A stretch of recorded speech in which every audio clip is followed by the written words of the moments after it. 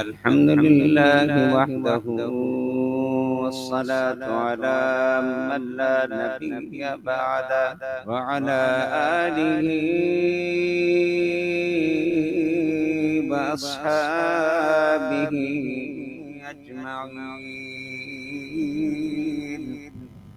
أما بعد فأعوذ بالله من الشيطان الرجيم. بسم الله الرحمن الرحيم. إنما يخشى الله من عباده العلماء. آمنت بالله صدق الله مولانا العظيم وبلغنا رسوله النبي الكريم الأمين، ونحن على ذلك لمن الشاهدين والشاكرين،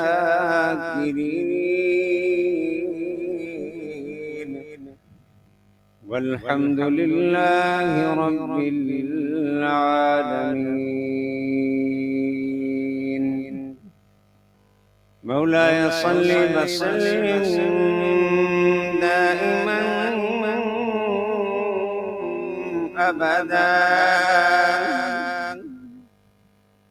على حبيبك خير الخلق كلهم.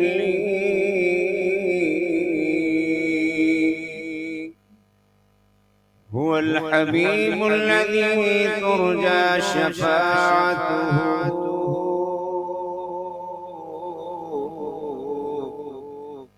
لكل هول من الأهوال مقتحم.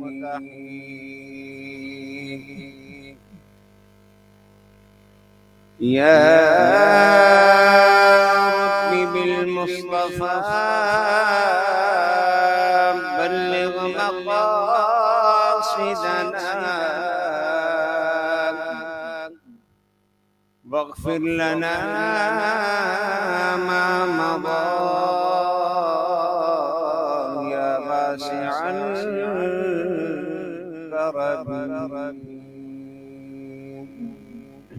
حمد و ثنا کے بعد اللہ تبارک و تعالی نے انسان کو اشرف المخلوقات بنایا. ساری کائنات اس کی مخلوق ہے. آسمان کی وسعتوں سے لے کر زمین کی اور ان تمام وسعتوں کے درمیان موجود ہر شے، ان سب کا خالق و مالک وہ وحدہ لا شریک ہے. اس وحدہ لا شریک جس نے اس ساری کائنات کو بنایا، اسی خالق و مالک نے وَلَقَدْ كَرَّمْنَا بنی آدم کہہ کر کرامت کا، بزرگی کا، عظمت کا تاج اپنی ساری مخلوق میں انسان کے سر پہ سجائے. طرح طرح کی مخلوق، ان کی جسامتیں ہیں، بلندی میں، موٹائی میں، چوڑائی میں،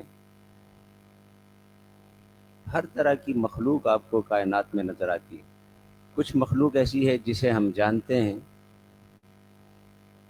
بہت ساری مخلوق اللہ کی ایسی ہے جسے اب تک ہماری شناسائی بھی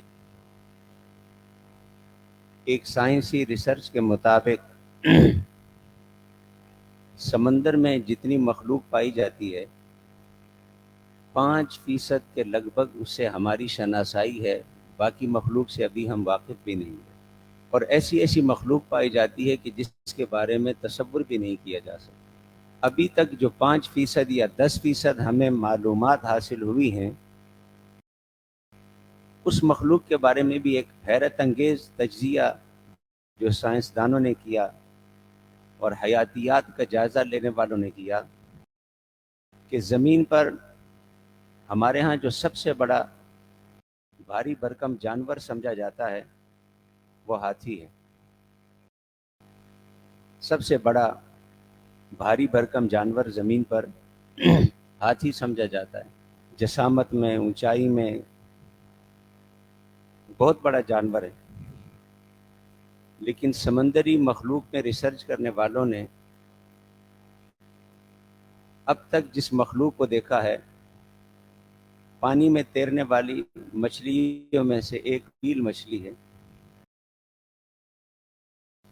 ہاتھی جتنی بعض ایسی مچھلیاں ویل میں خاص طور پر جو اب تک ڈسکور بھی ہیں کہ اس کی ایک زبان وہ زمین پر بسنے والی مخلوق ہاتھی کے برابر، اور بعض نے کہا کہ اس کا جو دل ہے اس کی جسامت زمین پر ہونے والی روزمرہ کی گائے ہے اس کے برابر، یعنی ہمارے ہاں گائے کا حجم دیکھیں اور اس کا دل دیکھیں، ہمارے ہاں ہاتھی کا جسم دیکھیں اور اس ویل مچھلی کی ایک زبان دیکھیں، آپ اس سے اندازہ لگا سکتے ہیں کہ اس کی اپنی جسامت کا، اس کی اپنی لمبائی کا اور چوڑائی کا کیا حال ہو۔ وہ کائنات ہے جس کے بارے میں ہم صبح و شام دعویٰ کرتے ہیں کہ ہم نے کائنات کو پا لیا ہے۔ آپ جانتے ہیں کہ ہم تو فقط ایک حصہ ہے خشکی کا، باقی 2/3 تو پانی ہے۔ ابھی تک تو سمندروں کی صحیح معنوں میں گہرائی کا ہم اندازہ نہیں کر سکے۔ بہت سارے سائنسدان اس بات پر حیران ہیں کہ خاص علاقے میں جا کر جہاز گم کیوں ہو جاتے ہیں، اس کی کشش کیا ہے، اس کا بنیادی سائنٹیفک ریزن کیا ہے۔ تو کائنات کی وسعتیں انسان اپنی چھوٹی سی اور ناقص معلومات پر جب یہ دعویٰ کرتا ہے کہ اس نے کائنات کی حقیقت کو پا لیا ہے، اور اس جاہلانہ خیال کی بنیاد پر وہ وجود باری کا انکار کرتا ہے، تو بار بار اسے صدا آتی ہے سنریہم آیاتنا فی الآفاق وفی انفسہم حتی یتبین لہم انہ الحق۔ تم سائنس اور ترقی کی جس بھی معراج پر پہنچ جاؤ، جوں آگے بڑھتے چلے جاؤ گے، سفر کرتے چلے جاؤ گے، ہم تمہیں ایسی نشانیاں کائنات میں دکھائیں گے، ایسی علامتیں کائنات میں دکھائیں گے، اور ایسے مقامات سے تمہیں گزاریں گے کہ خود تمہارے اندر سے آواز آئے گی انہ الحق، اس کائنات کا کوئی بنانے والا ہے۔ جنہوں نے اپنے محدود علم اور نالج کی بنیاد پر جب پہلی مرتبہ جہاز اڑایا تو کہا کہ خدا کدھر ہے؟ مسلمان تو کہتے تھے کہ کوئی کاف کے پیچھے جنت بھی ہے، جہنم بھی ہے، ہم نے تو پہاڑی کے ادھر بھی دیکھ لیا ادھر بھی دیکھ لیا، نہ کوئی جنت ہے نہ جہنم ہے۔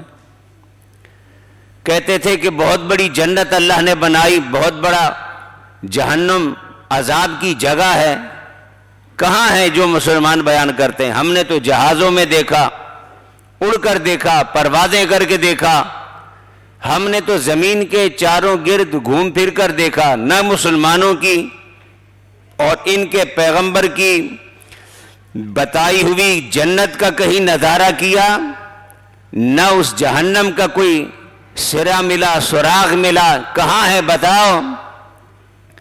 تو اس وقت نیا انسان زمین سے اٹھا تھا، جیسے بچہ پنجوں کے بل چلنے والا پہلی دفعہ جب چلتا ہے تو وہ دوڑتا لگتا ہے اس نے دنیا کو فتح کر لیا، لیکن دیکھنے والے دیکھتے ہیں کہ بے شک کتنا ہی تو تیز دوڑ لے، ابھی تیرے قدم اٹھانے کی اور تیرے جوان ہونے کے مرحلے بہت سارے باقی ہیں، تجھے انگلی سے پکڑ کر چلنا سکھایا جائے گا، پھر تو کسی مقام تک پہنچے گا۔ تو پہلی پرواز جنت کو چیلنج، جہنم کو چیلنج، سوال و جواب، لیکن پھر یہی چیلنج کرنے والے مسلمانوں سے جنت اور جہنم کا تھوڑا سا اونچا جا کر پتہ پوچھنے والے کہ جلدی سے بتاؤ کدھر ہے جہنم، کدھر ہے جنت۔ جہاں مسلمان جاتے ہیں جب خود تھوڑا سا اوپر اٹھے، انہیں پتہ چلا کہ کائنات تو اور بھی ہے، پھر تھوڑے اور اٹھے، پھر انہیں پتہ چلا کائنات تو اور بھی ہے، پھر وہ یہاں سے چلتے چلتے چاند تک پہنچے، پتہ چلا کائنات تو اس سے آگے بھی ہے۔ پھر جب ستاروں، سیاروں اور کائنات کی وسعتوں کا تصور کیا تو پھر وہی ہم سے جنت کا پتہ پوچھنے والے، ہم سے جہنم کا پتہ پوچھنے والے اور کہنے والے کہ اتنی بڑی جنت خدا نے کہاں رکھی ہے، اور اتنے بڑے عرضها السماوات والارض، اتنے بڑے جنت کو اور اتنی وسیع جہنم کو خدا نے کہاں رکھا ہے۔ جو جو خود بلند ہوتے رہے ان کی حیرت میں اضافہ ہوتا رہا، ان کی پریشانی میں اضافہ ہوتا رہا، اور آج انہوں نے آسمانوں میں، فضاؤں میں، ہواؤں میں خلائی اسٹیشن قائم کر دیے، سیٹلائٹ قائم کر دیے، سیارے قائم کر دیے۔ آج کا انسان ترقی کی اس معراج پر ہے کہ وہ چاند کی زمینیں بیچ رہا ہے۔ زمین کے پلاٹ تو سارے ختم ہو گئے، اب وہ چاند کی خرید و فروخت میں مشغول ہے۔ اور بہت سارے ایسے ہواؤں میں رہنے کے شوقین ہیں جنہوں نے ابھی سے خریداری کے لیے اپنی بکنگ بھی کرا دی ہے۔ تو یہ کہاں زمین پر پھرنے ٹرنے والے اور کہاں چاند کی زمینوں کو بیچنے والے، کہاں مریخ کا سفر کرنے والے، کہاں اس بلندی میں جا کر کائنات کی وسعتوں میں کھونے والے۔ لیکن آج اس سائنس سے پوچھو، آج جن کے اسٹیشن ہیں ہواؤں میں، جہاں پر مستقل بندے رہتے ہیں اور بار بار آنا جانا لگا رہتا ہے، جس کی بنیاد پر آپ کا موبائل چلتا ہے، آپ کا سوشل نیٹ ورک چلتا ہے، اور یہ کہتے ہیں کہ ہم نے زمین کو ایک گلوبل ولیج بنا دیا، اور یہ دعویٰ کرتے ہیں کہ آنے والا وقت بہت جلد آنے والا ہے جب انسان اس 80 کلومیٹر نہیں، 400 کلومیٹر نہیں، 1000 کلومیٹر نہیں، لائٹ کی رفتار سے سفر کرے گا۔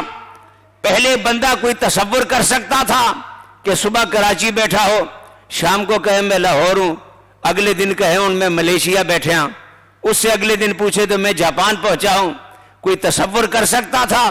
حاجی حج کرنے جاتے تھے، پورا سال تیاریاں کرتے تھے، اور انہیں پتا ہوتا تھا اب جو حج کے لیے نکلا، یہ ہمارے جو بزرگ ہیں ان کے یادداشت کی باتیں ہیں، یہ کوئی صدیاں پرانی باتیں نہیں۔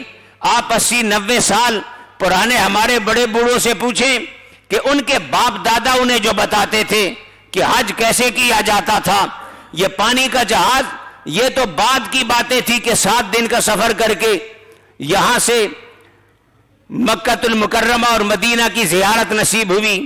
یہ زمینی سفر، یہ گھوڑوں کے، یہ خچروں کے، یہ اونٹوں کے سفر، یہ قافلوں کے سفر، پورا سال لگ جاتا تھا۔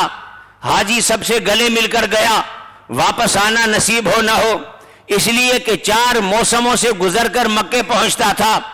مسافر ہو کر گرمی بھی گزر جاتی تھی، ایسے علاقے تھے سردی بھی گزر جاتی تھی، خزاں بھی گزر جاتا تھا، بہار بھی گزر جاتا تھا، سارے 4 موسم گزار کے مکے پہنچا۔ پھر وہاں کچھ عرصہ رکا، پھر 4 موسم گزار کر گھر کو آیا۔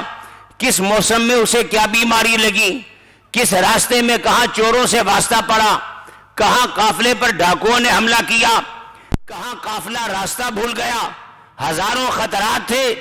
وہ تصور کریں آج کہ صبح بندہ چلے، شام سے پہلے مکہ میں کھڑا ہے، گھر سے احرام باندھ کر نکلتے ہیں، اور اسی احرام میں مکہ المکرمہ میں پہنچ کر آپ طواف کرتے ہیں، آپ اپنا عمرہ ادا کرتے ہیں۔ حاجی تصور کر سکتا تھا؟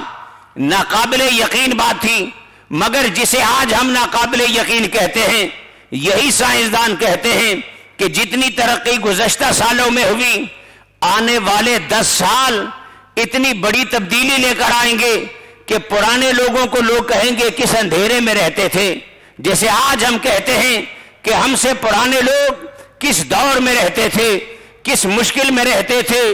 آج کا انسان 4 دیواری میں ہے، مضبوط دیواریں ہیں، سیمنٹ کی دیواریں ہیں، پکی چھت ہے، آنے جانے کا راستہ کوئی نہیں، زمین کا تہخانہ ہے۔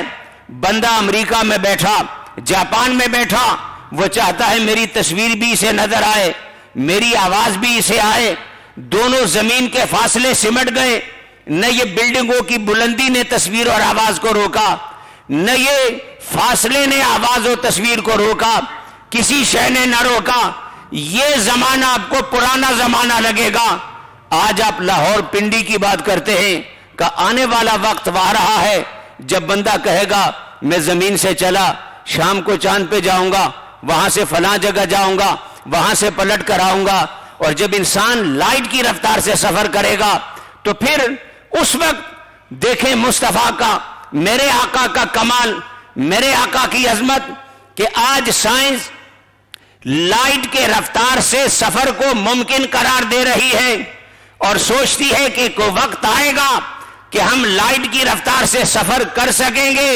اس وقت جب کبھی سائنس پلٹ کر کہے کہ ہم نے وہ کیا جو اس سے پہلے کسی نے نہ کیا, نہ کسی نے کہا, نہ کسی نے سوچا, نہ کسی کے حاشے خیال میں آیا, تو ہم آقا کا کلمہ پڑھنے والے کہیں گے کہ تم لائٹ کے رفتار سے سفر کر کے اپنے آپ کو اپنی سائنس کی معراج پر لے گئے ہو, مگر آج سے 1400 سال پہلے میرے مصطفیٰ نے جس ذریعے پہ سفر کیا تھا, لائٹ کے سفر کو برق کہتے ہیں, مصطفیٰ نے براق پر سفر کیا تھا. میرے مصطفیٰ نے 1400 سال پہلے ملٹی لائٹ کی سپیڈ سے سفر کر کے یہاں سے لامکاں کا سفر کیا اور پلٹ کر بھی آ گئے تھے. براق, ملٹی لائٹ سپیڈ, یعنی آج تو یہ سنگل لائٹ سپیڈ کو اچیو کرنا اپنا ٹارگٹ اور معراج سمجھتے ہیں, اور حضور اس سے زیادہ سفر کر کے آ بھی چکے ہیں اور بتا بھی چکے ہیں. کائنات کی اپنی وسعتیں ہیں. انسان جو ہی سفر کرتا چلا جاتا ہے, پلٹ کر پھر اسے قرآن کہتا ہے سنریہم آیاتنا فی الآفاق. اے بندے تو بھلیکھے میں ہے, تو اندھیرے میں ہے, تو جہالت میں ہے, ہم نے تجھے پہلے کہہ دیا تھا, تو سمجھتا ہے کہ یہ کام ایسا ہوا کہ سوچا بھی نہیں جا سکتا تھا, یہ تو میرا کمال ہے, یہ انکشاف ایسا ہوا سوچا بھی نہیں جا سکتا تھا, یہ تو میرا کمال ہے. اللہ نے فرمایا سنریہم آیاتنا فی الآفاق, تو سفر کرتا چلا جا, بلندیوں پر اٹھتا چلا جا, وسعتوں میں کھوتا چلا جا, لیکن جس مقام پر بھی جائے گا تجھے ہماری آواز, ہمارا پیغام پھر سنایا جائے گا کہ بندے جہاں تو کھڑا ہے پلٹ کر دیکھ, تو سفر یہاں کر کے پہنچا ہے, بتا اسے بنایا کس نے ہے. تو جو پہنچا ہے تو اپنے آپ کو اتنا عظیم کہتا ہے, جس نے یہاں تک تجھے پہنچایا ہے یہ وہ ذات ہے جسے رب جلیل کہتے ہیں. یہ وہ ذات ہے جسے رب جلیل کہتے ہیں, جو کائنات کا خالق و مالک ہے. تو یہ آیتوں کا اور کائنات کی وسعتوں کا سفر جاری رہے گا. ہم نے تو ابھی کائنات کو دیکھا ہی نہیں, سمجھا ہی نہیں. لوگ کہتے ہیں کہ سائنس نے بہت ترقی کر لی. گزشتہ دنوں جب ہمارے ایک عزیز کا ایکسیڈنٹ ہوا, اس سے پہلے بھی جو نیورو سرجن ہیں ان سے بات ہماری بعض اوقات ہوتی ہے, تو وہ کہتے تھے کہ ہیں تو نیورو سرجن, دماغ کے نظام کو سمجھنے والے, لیکن کہتے تھے کہ عام طور پر جب ایکسیڈنٹ ہوتا ہے, کوئی حادثہ ہوتا ہے, تو فیملی والے کہتے ہیں بھائی جلدی سے, اگر اندر بلیڈنگ ہو رہی ہے, کچھ ہو رہا ہے تو آپریشن کریں, کچھ کریں. کہتے ہیں انہیں اندازہ ہی نہیں کہ ہم کتنا اس کے بارے میں سوچتے ہیں. ہمیں اگر نظر بھی آ جائے ہم کتنا انتظار کرتے ہیں, کتنا دوائیوں پر انحصار کرتے ہیں, میڈیسن ڈال کر, مختلف قسم کی چیزیں دے کر, کہ کہیں سسٹم خود بخود ٹھیک ہو جائے.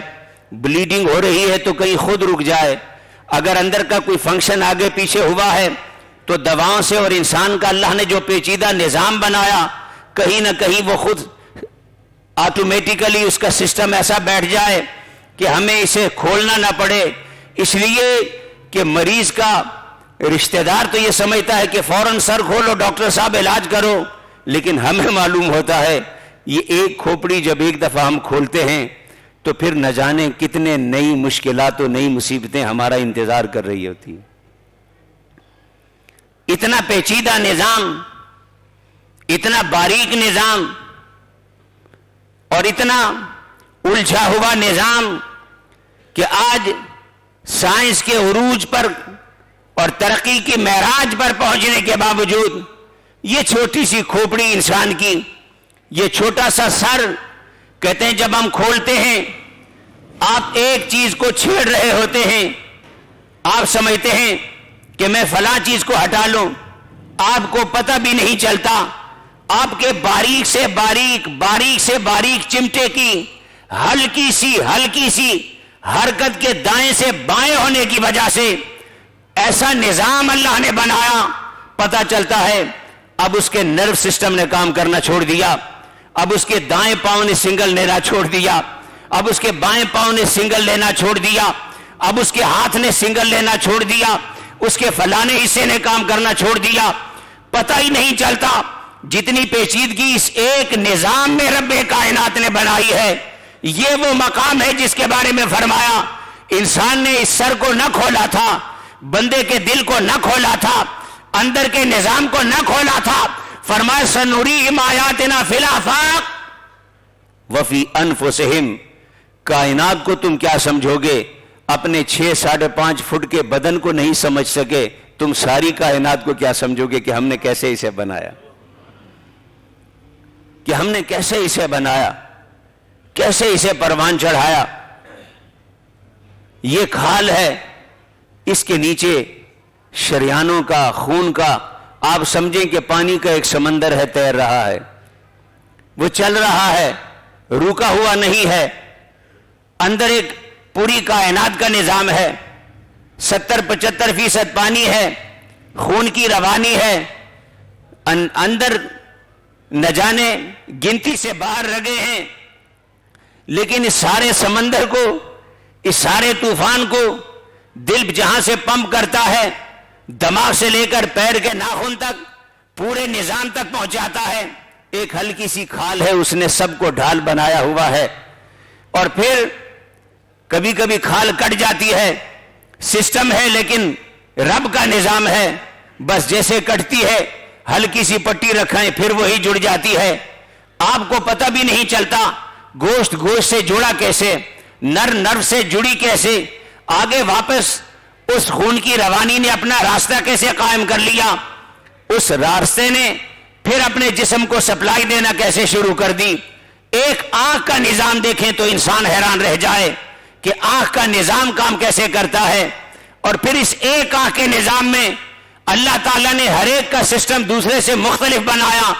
ہماری آنکھ جہاں کام کرتی ہے خاص روشنی میں، وہ خاص روشنی نہ ہو تو ہمیں اندھیرا نظر آتا ہے، لیکن جہاں ہمیں اندھیرا نظر آتا ہے وہاں پر سانپ کی آنکھ کام کرتی ہے، اسے روشنی نظر آتی ہے۔ جس کو آپ اندھیرا کہتے ہیں کوئی اور مخلوق ہے، اس کی بھی آنکھیں ہیں، آپ کی آنکھوں کے آگے تاریکی ہے، اسی مخلوق کی آنکھوں کے آگے روشنی ہے۔ آپ ایک قدم اٹھائیں تو برتن سے ٹکرائیں، پلر سے ٹکرائیں، پتھر سے ٹکرائیں، ساتھ پڑی ہوئی کسی چیز سے ٹکرائیں، مگر وہ مخلوق اسی تیزی کے ساتھ حرکت کرتی ہے، کسی شے سے نہ ٹکرائے۔ جہاں آپ کے لیے پردہ آ جاتا ہے کسی اور کی آنکھ کا پردہ اٹھ جاتا ہے، جہاں آپ کی روشنی ہوتی ہے وہاں ان کے لیے اندھیرا ہوتا ہے۔ انسان حیران ہے کہ اگر آنکھ کا کام روشنی میں دیکھنا ہے تو جب میری روشنی ختم ہو گئی دوسرے کی آنکھ وہاں کیوں کام کرتی ہے؟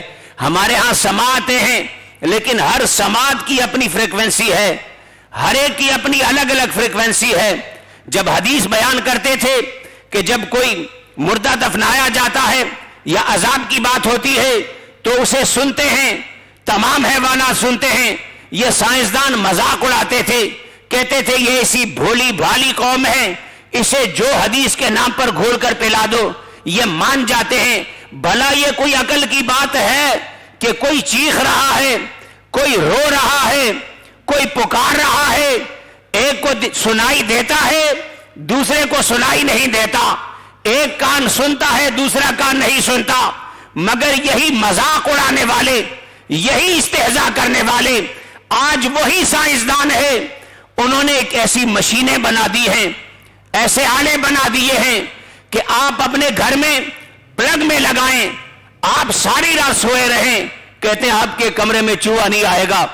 اس سے پوچھو کہ اس پلگ کے لگانے سے کمرے میں چوہا کیوں نہیں آتا؟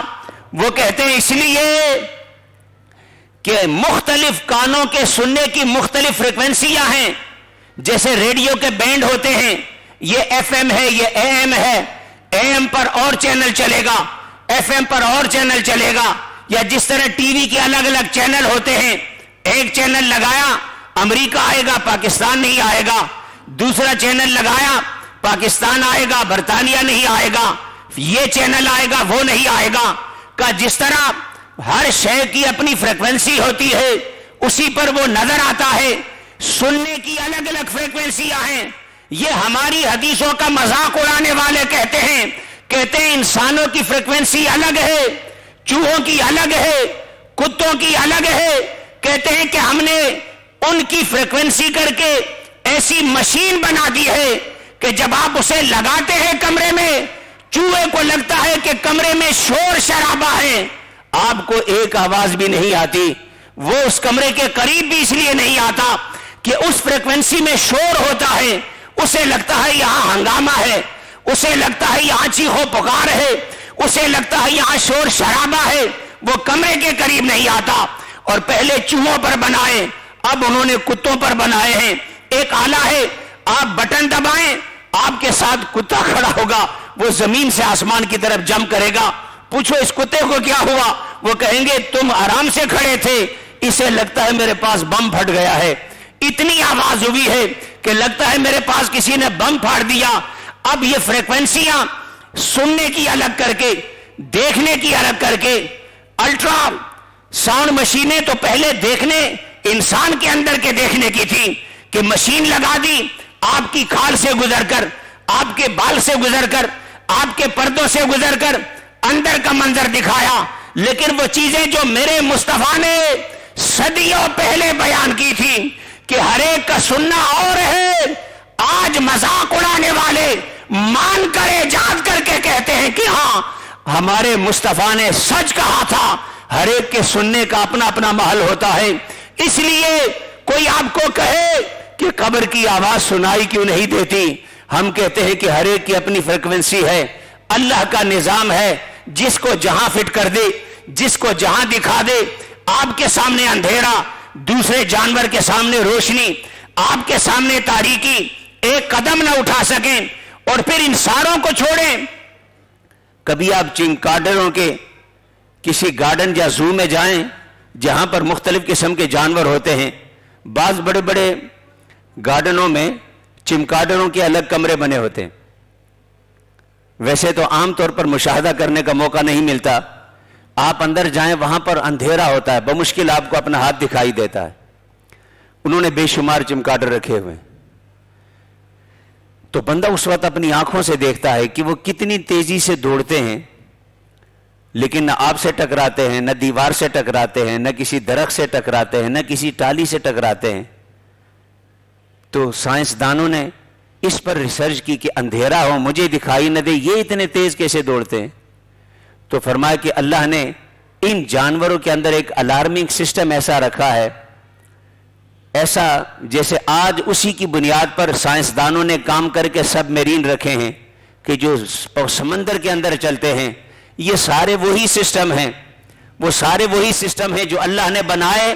ان کو سمجھ کر انسانوں نے پھر مشینوں کو اس رخ پر چلایا کہ وہ اڑتے ہیں، تیزی کے ساتھ چلتے ہیں. آپ کے لیے اندھیرا ہے، لیکن اللہ نے ان کے اندر الارمنگ سسٹم رکھا ہے. پوری رفتار سے اڑنے کے باوجود ان کا الارمنگ سسٹم انہیں بتاتا ہے دیوار کہاں ہے، درخت کہاں ہے، درخت کی شاخ کہاں ہے. سارا دن آپ ان کو اڑتے ہوئے دیکھیں، نہ درخت سے ٹکراتے ہیں، نہ دیوار سے ٹکراتے ہیں، نہ کسی رکاوٹ سے ٹکراتے ہیں. آپ جہاں 2 قدم نہیں چلتے، وہ اڑتے اڑتے آنکھوں سے اوجھل ہو جاتے ہیں. ہر شے کا اپنا نظام ہے. یہ وہ بات ہے سنوریہم آیاتنا فی الآفاق وفی انفسہم حتی یتبین لہم انہ الحق. لیکن آخری بات جسے میں چلانا چاہتا تھا لیکن وقت اب بہت مختصر ہو چکا، جو پیغام تھا میرا وہ یہ تھا کہ مخلوق تو اللہ نے بہت ساری بنائی، جسامت میں بھی، ڈیل ڈول میں بھی، اونچائی میں بھی، موٹائی میں بھی. لیکن اس ساری مخلوق میں آپ کو کہا وَلَقَدْ كَرَّمْنَا بَنِي آدَمَ، میری ساری مخلوق میں عظمت اور کرامت والے تم ہو، سب سے افضل و اعلیٰ میری مخلوق تم ہو. لیکن اس مخلوق کو جو عظمتیں عطا کی، اس عظمتوں کا اظہار جب رب کائنات نے فرمایا تو آج نہیں، پہلے آدم، حضرت آدم علیہ السلام سے، ابو البشر حضرت آدم علیہ السلام سے جب فرشتوں نے کہا یسفک الدماء، یہ تو خون بہائے گا، نحن نسبح بحمدک ونقدس لک، اللہ نے فرمایا انی اعلم ما لا تعلمون. لیکن جب جلوہ دکھایا تو کیا تھا؟ یہی سورہ بقرہ قرآن کی پہلی چند صفوں پر آپ کو یہ پیغام خدا نے دیا، وَعَلَّمَ آدَمَ الْأَسْمَاءَ، اللہ تعالیٰ نے آدم کو اسماء کا علم عطا کیا. فَقَالَ أَنبِئُونِي بِأَسْمَاءِ هَؤُلَاءِ، یعنی جب فرشتوں کے سامنے آدم علیہ السلام کو کھڑا کیا تو ان کے علم کے اظہار کے ساتھ کھڑا کیا. فرمایا میرا آدم جسے میں نے تخلیق کیا، تم نے وہ پہلو دیکھا، ہم تمہیں پہلو علم دکھاتے ہیں.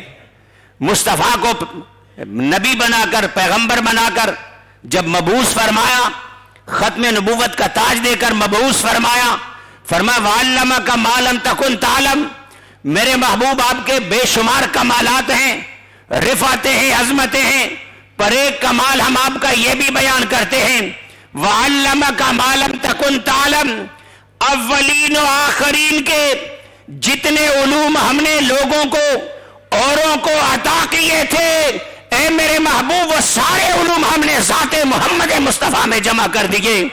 آپ جیسا نہ پہلا کوئی علم والا آیا، نہ صبح قیامت تک آپ جیسا کوئی علم والا آئے گا. مصطفیٰ کا منصب بیان ہوا، وَعَلَّمَكَ مَا لَمْ تَكُنْ تَعْلَمْ، آدم علیہ السلام کا ذکر ہوا، وَعَلَّمَ آدَمَ الْأَسْمَاءَ، مصطفیٰ نے دعا کے لیے ہاتھ اٹھائے، رب زدنی علما، کہا لوگوں دولت مانگتے ہو، مکان و دکان مانگتے ہو، آؤ ہم تمہیں بتائیں عزتیں کس سے ملتی ہیں، معراج کس سے ملتی ہے، رفعت و بلندی کس سے ملتی ہے. رب زدنی علما، اگر مانگنے کا سلیقہ سیکھنا چاہتے ہو تو مجھ محمد سے سیکھو. میں خدا سے جب طلب کرتا ہوں علم کا اضافہ طلب کرتا ہوں، صلی اللہ علیہ وسلم علم کا اضافہ طلب کرتا ہوں. مصطفیٰ نے ہمیں یہی پیغام دیا. حضرت عمر آخری بات کر کے فرمایا، نافع بن حارث جو مکہ کے عامل تھے، ان کے اسفان کے قریب سے گزرے تو ان سے پوچھا کہ فلانی وادی پر تم نے وہاں امیر کس کو بنایا؟ انہوں نے کہا کہ میں نے فلاں شخص کو بنایا. حضرت عمر نے پوچھا وہ کون ہے؟ انہوں نے کہا یا امیر المؤمنین، وہ ہمارے غلاموں میں سے غلام ہے. تو آپ نے فرمایا کہ غلاموں میں سے غلام کو تم نے اس پوری وادی کا امیر بنایا، اس وادی کا والی بنایا؟ کہا ہاں امیر المؤمنین، میں نے اس غلام زادے کو، اس غلام کو اس لیے بنایا کہ وہ علم فرائض جانتا ہے، وہ علم قضا جانتا ہے، اللہ کی کتاب سے واقف ہے، رسول اللہ کے فرمان سے واقف ہے، علم کی نور سے منور ہے. جب یہ سنا حضرت عمر نے فرمایا ہاں میرے مصطفیٰ نے سچ کہا تھا، ان اللہ یرفع بہذا القرآن بہذا الکتاب اقواما ویضع بہ آخرین. میرے مصطفیٰ نے سچ کہا تھا کہ یہ وہ کتاب علم ہے کہ جس سے خدا بہت سے گروہوں کو اٹھائے گا اور جو اس سے منہ موڑیں گے ان اٹھے ہوئے کو زمین پر گرا دے گا. عظمت و بلندی کا معیار اب علم ہوگا، اللہ کا کلام ہوگا، میرے محبوب کی تعلیمات ہوں گی. یہ وہ پیغام ہے عمر بن خطاب کا جو آج ہم بھول گئے. ہم نے عزت، سروری، ناموری کس میں تلاش کر لی؟ کوئی بنگلے کے پیچھے، کوئی گاڑی کے پیچھے، کوئی مکان کے پیچھے، کوئی دکان کے پیچھے. ارے اللہ کے بندو، آدم سے لے کر تائیں دم آج تک مجھے بتاؤ کسی ایک نبی کا، کسی ایک پیغمبر کا، کسی ایک مفکر کا، کسی ایک مدبر کا، کسی ایک صاحب دانش کا جس نے کہا ہو کہ علم کے بغیر بندہ بلندی، عزت و وقار حاصل کر سکتا ہے. جو سب سے بڑا سبب تھا اس سے ہم نے منہ موڑ لیا ہے. نہ علم کی قدر رہی، न उलमा की कदर रही, नतीजतन हर दिन एक नया फितना, एक नया अजाब, एक नई जिल्लत। कौमों ने तरक्की की है, दीन का इल्म हो या दुनिया का, इल्म इल्म है। जिन्होंने दुनिया के इल्म हासिल किए उन्होंने अपनी दुनिया बना ली, जिन्होंने दीन के इल्म हासिल किए उन्होंने दुनिया और आखिरत दोनों बना ली। हम उस बदनसीबी के रास्ते पर हैं, न दीन का इल्म हासिल कर सके कमा हक हो, न दुनिया का इल्म हासिल कर सके। दोनों से जुड़ गए तो हमारा सारा निज़ाम कर्जों पे चल रहा है। दुनिया में हम गधागर बनकर रह गए, दुनिया में हम भिखारी बनकर रह गए, दुनिया में हम सवाली बनकर रह गए। हर एक हमें धुतकारता है। मुझे तो कभी कभी दुख और हैरत का पैकर बनकर दे सोचता हूं कि दुनिया की छठी बड़ी फौज है, 22 करोड़ आवाम का मुल्क है। दुनिया के कितने मुल्क हैं जिनकी आबादी 22 करोड़ होगी? एक कराची जिसकी आबादी करीबन 3 करोड़ के लगभग है, गैर सरकारी आदाद शुमार के मुताबिक 3 करोड़ के दुनिया में कितने मुल्क होंगे? मुल्क नहीं है जितनी एक शहर की आबादी है।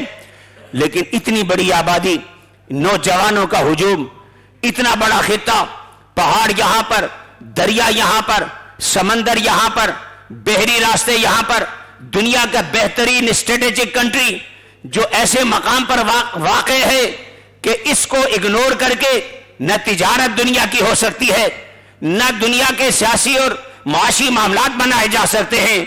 मगर ये सब कुछ होने के बावजूद हम गदागर के गदागर रहे, हम फकीर के फकीर रहे, हम मंगते के मंगते रहे, हम भिखारियों के भिखारी रहे। कभी अपने आप से सवाल करो, एक किसी को गाली देता है, कोई किसी को गाली देता है, कोई किसी पार्टी के पीछे पड़ा है, कोई किसी पार्टी के पीछे पड़ा है, पर मेरा ईमान है अल्लाह की कसम, हमारे जवाल का सबब यह है कि जो चीजें कौमों को उठाती हैं वो इल्म है। हमने इल्म से नाश्ता तोड़ दिया है, तो इसलिए हर दिन जिल्लत और रुसवाई में पड़े हुए हैं।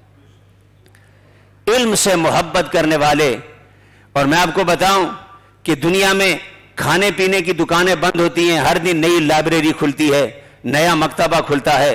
मैं जब पहले कहीं लाहौर जाता था, वहां पर एक पूरी गली होती थी, वो किताबों की होती थी। कुछ अरसे बाद जब मैं काफी अरसे बाद दोबारा लाहौर गया, वहां देखा तो सारी गली खत्म, और वहां पर बन कबाब और टिक्का कबाब और फलाना कबाब और ढिमकाना कबाब। मैंने दोस्तों से पूछा, यहां तो बड़ी जबरदस्त लाइब्रेरियां, किताबें फुटपाथ पर पड़ी होती थी। कहा किताबों का दौर गया, अब खाने का दौर आया है। लोग फख्र करते हैं, हमने इतनी बड़ी लाइब्रेरी बनाई जहां पर 1, 2, 4, 8 लाख किताबें हैं। मैं तो जब अपने मुल्क की कहानी पढ़ता हूं, आता है हमने सुपर हाईवे पर इतना बड़ा रेस्टोरेंट बनाया कि वहां पर 300 बावर्ची काम करते हैं। दुनिया इल्म की तरफ दौड़ रही है, हम पेट पूजा की तरफ दौड़ रहे हैं। हमारा मुकाबला बड़े बड़े होटल, बड़े बड़े बावर्ची और बड़े बड़े तिक्के कबाब और टकाटक नए नए नाम रखकर खानों के समझते हैं कि कौम तरक्की कर रही है। जिस कौम की इल्म से राब्ता खत्म हो जाए वह कौम कभी इज्जत नहीं पा सकती। खा वो स्ट्रेटेजी जगह पर बिठा दो, खा उसको सारे 4 के बजाय 12 नहीं, उसको 24 मौसम दे दो, जो चाहे उसे दे दो, जमीन के खजाने दे दो, आसमान से बारिशें बरसा दो, कुछ भी कर लो, जो इल्म से नाता तोड़ लेती है जिल्लत और रुसवाई उसका मुकद्दर होती है। हम अपनी पैगाम आवाज अगर पूरे मुल्क तक नहीं पहुंचा सकता, आप तक तो पहुंचा सकता हूं। ऐ मेरे मोहल्ले वालों, ऐ मेरे दोस्तों, अल्लाह की कसम, ये हमारी गुर्बतें, ये हमारी परेशानियां, ये हमारे घरों के झगड़े, ये घरों में हमारी बदतमीजियां, ये हमारी रफ लैंग्वेजें, ये हमारी गालम गलोच, ये हमारा रिश्तों का आदम एहतराम, इन सारों की वजह एक ही, बड़ी वजह एक ही है कि हमने इल्म की खैरात बांधना छोड़ दी। अगर इल्म होता, बेटे को बाप का अदब होता, बेटी को माँ का पता होता, माँ को औलाद की तरबियत का पता होता, रिश्तेदार को रिश्तेदार के हुकूक मालूम होते, पड़ोसी को पड़ोसी का हुकूक मालूम होता, ईमानदारी, सिद्क और सफाई की अजमतों से बाखबर होते। ये नहीं सोचते कि आज छीन लो जो छीनना है कल देखी जाएगी। इल्म का नूर होता, यहां से लेकर कब्र तक सोचते कि आज तो मैं कर लूंगा, कब्र में मैं इसका क्या जवाब दूंगा। इल्म होता तो हमारे घरों का रंग भी बदला होता, हमारे बेटों बेटियों का रंग भी बदला होता, हमारी जुबानें भी बदली होती। अगर किसी कौम को तबाह करना हो, اس کی اولادوں کو تباہ کرنا ہو، گھروں کو فساد خانہ بنانا ہو، رشتوں کو فقط استعمال کرنے کے لیے جوڑنے والا بنانا ہو، ہر ایک کو بے مروت طوطا چشم خود غرض بنانا ہو، وہاں سے علم کی خیرات اٹھا دو۔ ایک علم ہی تو ہے جو شہروں میں اور جنگلوں میں فرق کرتا ہے، جو بستیوں میں اور حیوانوں کے علاقوں میں فرق کرتا ہے۔ علم کی خیرات نکال دو۔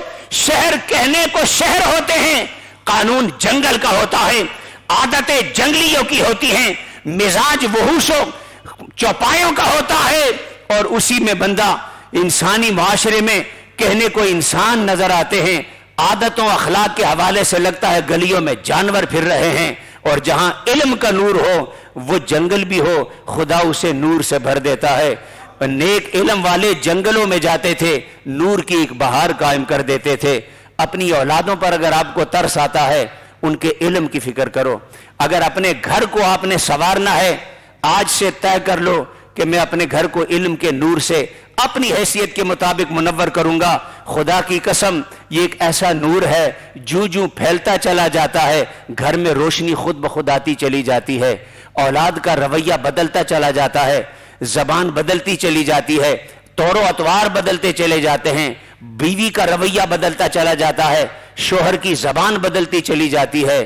علم کا نور اپنے گھر کو دو، اپنے گھروں کو جنت بناؤ، اپنے محلوں کو جنت بناؤ، اپنے علاقوں کو جنت بناؤ، اپنے گلی کوچوں کو جنت بناؤ، اور علم سے محبت کرو۔ جو علم سکھاتے ہیں ان علماء سے محبت کرو۔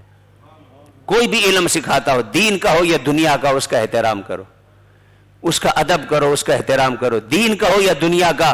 اس لیے کہ تم جب کسی عالم کا، خواہ وہ دین کا علم سکھاتا ہو یا دنیا کا، جب اس کا احترام کرتے ہو تو تم اس سراپے کا اور اس 5 6 7 4 5 فٹ قد کے جو بھی اس کا قد کاٹ ہے، تم اس کا احترام نہیں کرتے، تم اس کے پیچھے جو علم کا نور ہے اس کو سلام پیش کر رہے ہوتے ہو، اور جو علم کے نور کو سلام کرتا ہے خدا اس نور کو اس کے دل میں بھی ڈال دیتا ہے۔ یہ بد اخلاقی، بد کلامی، بد زبانی، افراتفری، یہ سارے اس وجہ سے ہیں۔ ہم نے سوچا پیسہ کماؤ۔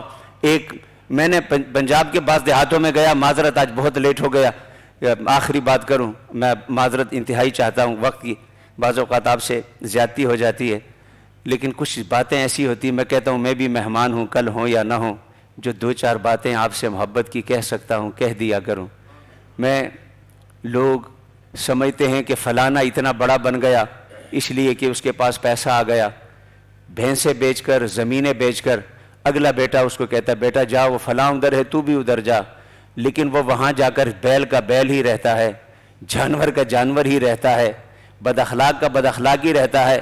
پھر وہ لوگوں کو کہتا ہے فلانا تو ادھر گیا تھا، اتنا اس کا اچھا ہو گیا، میرا گیا نہ عطا نہ پتہ، اس لیے کہ تم نے سمجھا کہ بھینسیں بیچ کر جگہ بدلنے سے بندہ انسان بنتا ہے، تم نے سوچا زمینیں بیچ کر علاقے بدلنے سے بندہ انسان بنتا ہے۔